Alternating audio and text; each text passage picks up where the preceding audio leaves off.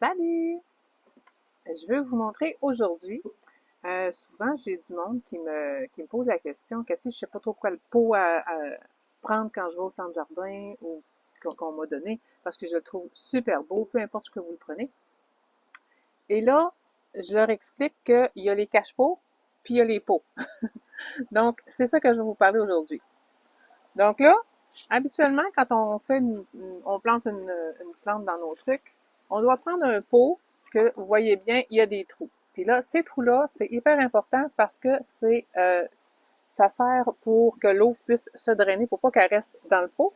Sinon, l'eau monte et les racines sont dans l'eau et ça commence à pourrir. Puis là, vous avez une plante qui va pas bien, puis vous comprenez pas pourquoi. Alors celui-là, quand vous faites une plantation, toujours en choisir un avec des trous, OK? Et là, quand on est dans la maison, ben, on préfère qu'il y ait une soucoupe avec pour recueillir l'eau qu'on va avoir mis de trop et que ça va pas briser les meubles, ça va pas briser le bord du mur ou des choses comme ça, ou même le plancher. Donc, là, celui-là, il est venu avec ce pot-là. Mais parfois, on en trouve des secondes mains, des usagers, et là, on a perdu le fond. Mais tout ce que vous avez à faire, c'est trouvez-vous une assiette, un récipient, peu importe, qui va faire office de récipient pour le trop-plein d'eau que vous allez avoir. OK? Ça, c'est simple comme ça.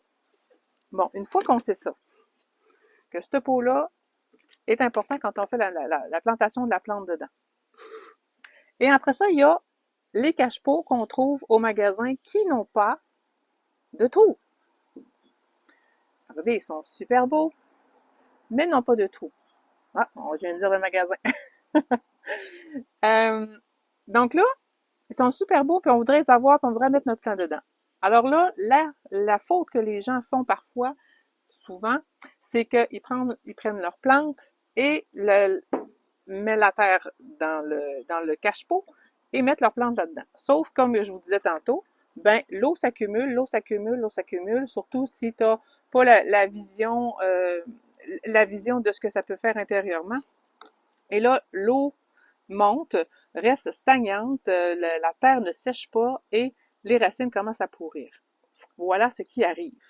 Donc là, si on veut avoir un beau pot comme ça et avoir une plante dedans, ce qu'on doit faire, c'est tout simplement choisir de un pot qui va rentrer dans l'espace qu'on a. J'en ai un justement ici, assez petit parce que regardez, il rentre super bien ici. Lui, j'ai la chance qu'il y ait un petit couvercle en dessous, OK? Un récipient en dessous. Et souvent, si vous voyez, il y a toujours les trous de drainage et celui-là, c'est bien le fun, il se clip, OK? Il se clip, il y a 3 trous qui clippent et 3 trous de drainage dedans. Donc là, c'est bien parfait parce que j'ai pas à penser à mon fond. Alors là, je n'ai tout simplement qu'à planter ma plante à l'intérieur et mettre le pot dedans. OK? Par contre, si vous l'arrosez trop et que ça passe par-dessus ça ici et que l'eau s'accumule même à l'intérieur, vous allez avoir le même problème. C'est pour ça qu'il faut rester alerte et savoir qu'il y a quand même une gestion de l'eau à faire. Donc, si vous avez un doute, enlevez votre petit pot de votre cache-pot, jetez l'eau qu'il y a de trop et remettez-le à l'intérieur tout simplement. Et ça permet que votre plancher et tous vos trucs ne soient pas brisés par de l'eau. Donc, là, ça c'est un plat qui avait un fond déjà avec lui. OK? Puis parfois, on recycle nos petits plats de plastique qu'on a reçus quand on a acheté des nouvelles plantes. Et là, on peut s'en servir tout simplement avec la plante qu'on veut mettre dedans. Et là, il y a toujours, lui, son drainage, mais il n'y a pas de fond. Fait que là, si je le mets dans le fond ici, ben, il y a, quand je mets de l'eau, c'est directement dans l'eau. Ça devient mon récipient. Si j'en mets trop puis que la plante n'en a pas besoin d'autant, on va arriver avec le même résultat, trop d'eau, pourriture et compagnie. OK? Alors, ce que je vous propose de faire, là, je vais changer de pot. Je vais prendre celui-là. Attendez un petit peu. pour vous faire une idée en visuel, parce que je suis une visuelle à côté, là, moi, si je ne vois pas, je ne comprends pas tout. Alors, c'est pour ça que je suis une fille de détails et de visuel. Alors, ce que je fais, c'est que dans mon pot, je mets des cailloux, peu importe le caillou, des billes, des ci, des ça, ce que vous voulez, ce qui traîne à la maison. Et là, je vais faire la même chose du côté transparent. On le met dans le fond, ce qui fait que quand je vais mettre mon petit pot, je vais avoir créé un espace entre mon plat et le fond. Donc ça me donne une marge de manœuvre si je mets un peu trop d'eau pour pas que la terre soit toujours dans l'eau. Alors, voilà. Fait que là, celui-là, je le mettrai ici. Puis, une super belle grosseur, on le voit pas. La plante va sortir super beau. S'il y a quelque chose que j'ai trop mis d'eau, je sors mon plat, je vide l'eau, et voilà, tout est bien parfait. Alors, je vous montre encore ici un exemple de ce que j'ai. Ça, c'est celui que j'ai vraiment à la maison. C'est celui-là ici. J'avais ma petite plante zèbre que j'appelle. Et ceux qui sont venus au primaire avec moi, Sœur Margot nous avait donné ça. C'est un beau souvenir d'enfance. Et bon, lui, il est déjà dans un pot de grès qui a un trou dedans.